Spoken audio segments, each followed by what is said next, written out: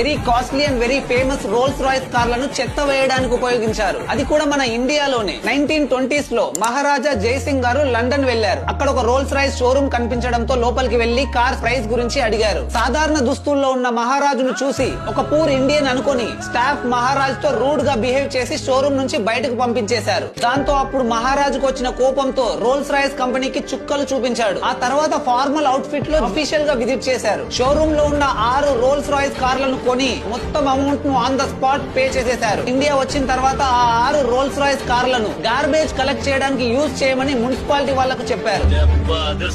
Final గా ఈ news ఒక సెన్సేషన్ గా మారడంతో తమ రిప్యుటేషన్ అండ్ సేల్స్ పడిపోతాయని భయపడి రోల్స్ రాయ్స్ కార్ ఎగ్జిక్యూటివ్స్ మహారాజుకు క్షమాపణలు చెప్పి కొత్త 6 రోల్స్ రాయ్స్ కార్లను గిఫ్ట్ గా ఇచ్చారు. ఎంతైనా రాజు కదా, చివరికి వాళ్ళ అపాలజీని యాక్సెప్ట్ చేసి క్షమించారు. ఇండియన్స్ ను చీప్ గా చూసిన వారికి మహారాజు గారు బుద్ధి చెప్పిన విధానం గురించి మీ అభిప్రాయం ఏంటో కామెంట్ చేయండి.